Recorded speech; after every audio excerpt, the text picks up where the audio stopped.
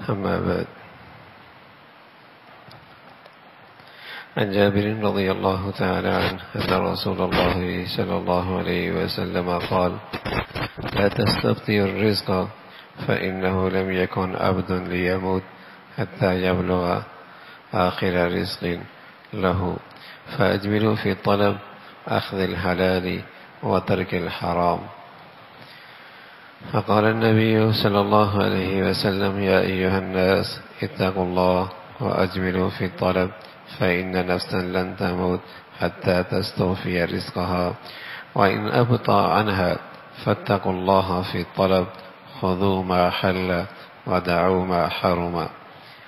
یہ اللہ کے نبی صلی اللہ علیہ وسلم کا ارشاد ہے کہ رزق کے معاملے میں جلدی مت کرو اور اس کے تاخیر سے آنے سے مایوس مت ہو، اس لیے کہ آدمی اس وقت تک موت کا گھونٹ نہیں پیتا جب تک کہ اس کا آخری رزق کا لقمہ اسے مل نہ جائے، اور وہ دنیا سے جدا نہیں ہوتا جب تک کہ اس کا لکھا لقمہ اسے نصیب نہ ہو۔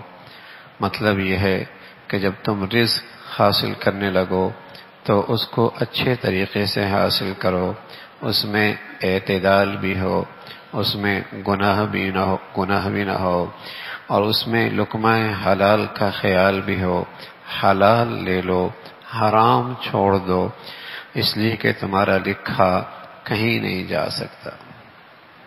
یہ اللہ کے نبی صلی اللہ علیہ وسلم کی ایک نصیحت ہے، ایک وصیت ہے کہ انسانی زندگی کی ضرورت ہے رزق، انسانی زندگی کی ضرورت ہے رزق، لیکن اس رزق کو عبادت بناؤ، اس رزق کو اللہ کے قرب کا ذریعہ بناؤ، اس کو حاصل کرنے کا ایسا طریقہ اختیار کرو جس پر تمہیں اجر و ثواب بھی ملے، جس پہ تمہیں اجر و ثواب بھی ملے۔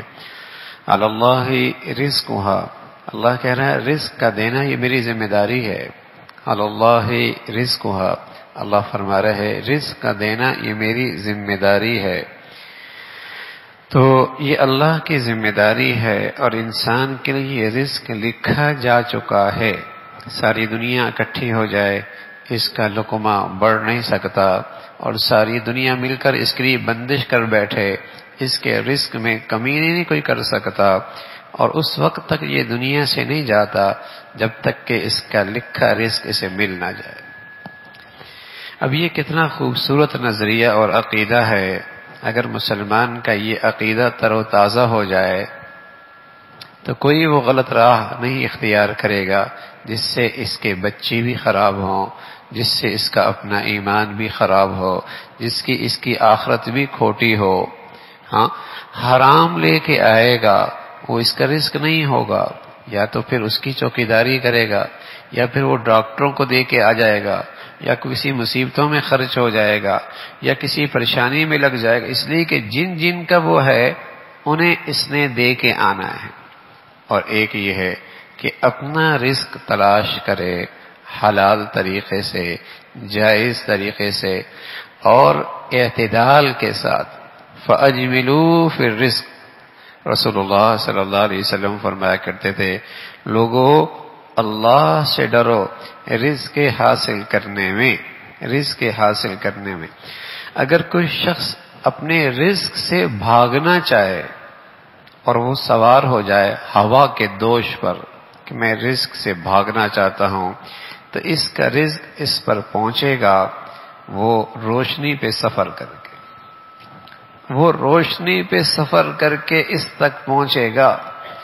یہ اس رزق سے بھاگا ہے ہوا کے دوش پہ سفر کر کے نہیں چاہیے، اس کا رزق اس تک پہنچے گا روشنی پہ سفر کر کے، اس لیے کہ اس کا لکھا اسے مل رہا ہے، اس کا رزق اسے ملنا ہے۔ معاش اگر یہ نظریہ غلط ہو جائے، معاش کے سلسلے کا نظریہ غلط ہو جائے، تو مسلمان کا اور انسانوں کا اور معاشرے کا اور سوسائٹی کا اور قوموں کی بربادی کا سب سے بڑا فتنہ ہے۔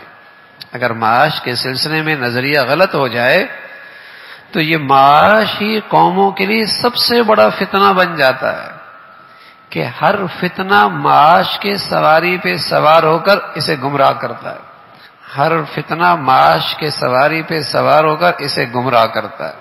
اور اگر یہ نظریہ عقیدہ ٹھیک ہو جائے کہ اللہ کا رزق دیا ہوا لکھا ہوا ضرور ملے گا.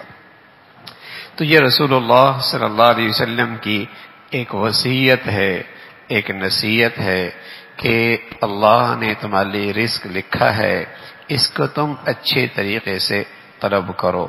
اپنے بچوں کا وقت بھی دو، اپنے لیے بھی وقت نکالو، اور حلال طریقہ بھی اختیار کرو، اور اپنی اللہ کی بندگی بھی اختیار کرو. رسول اللہ صلی اللہ علیہ وسلم نے تو یہاں تک ارشاد فرما دیا کہ دیگر فرائض کے بعد ایک فریضہ یہ بھی ہے کہ رزق کے حلال تلاش کرنا. یعنی فریضہ کا مطلب عبادت، یہ بھی بہت بڑی عبادت ہے. تم معاش کو حاصل کر رہے ہو، یہ بھی بہت بڑی عبادت ہے، لیکن اس میں اعتدال ہو، اس کا راستہ ٹھیک ہو، اس کا لینے کا انداز ٹھیک ہو. تو یہ رسول اللہ صلی اللہ علیہ وسلم کی وصیت ہے. ایک شخص آیا، کہنے لگا یا رسول اللہ اوصنی، مجھے کچھ نصیحت فرمائے. تو آپ علیہ الصلوۃ والسلام نے فرمایا لا تشاغل اما فرض علیک بما ضمن لک. فرمایا یہ نصیحت کیا فرمائی؟ فرمایا اس چیز سے غافل نہ ہونا، اس چیز سے غافل نہ ہونا جو تجھ پہ فرض کی گئی ہے، اور یہ تمہاری غفلت اس وجہ سے نہ ہو جس کی ضمانت اللہ نے لے لی ہے. سبحان اللہ.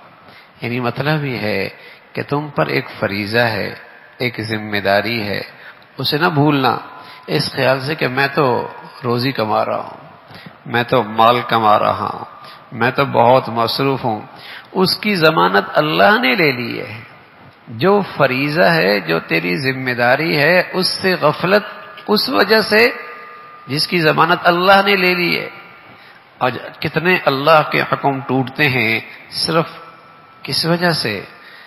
یہی کہ مال کما رہا ہے، یہی کہ معاش کا مسئلہ ہے، یہی کہ معیشت کا سلسلہ ہے. تو رسول اللہ صلی اللہ علیہ وسلم نے فرمایا جس کی ذمہ داری اللہ نے لے لی ہے، اس کی وجہ سے تو فرائض پر جو اللہ نے تجھ پہ فرض کی ہیں اس سے غفلت اختیار نہ کر. فَإِنَّهُ لَيْسَ بِفَاتِكَ مَا قُسِمَ لَكَ، اس لیے کہ وہ کبھی تجھ سے چھوٹ نہیں سکتا جو اللہ نے تیرے لیے لکھ دیا ہے.